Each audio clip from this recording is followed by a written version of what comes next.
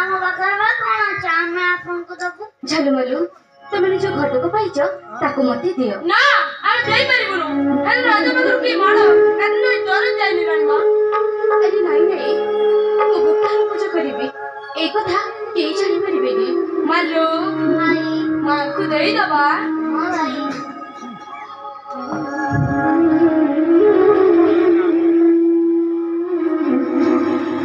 ରାଣୀମା ପୂଜା କଲା ବେଳେ ଆମ ଦୁର୍ଗାଙ୍କ କଥା ଗୁହାରି ଯାଉଥିବେ ମା। ମୁଁ ଏବେ ଆସୁଛି ଝାଲୁମାଲୁ।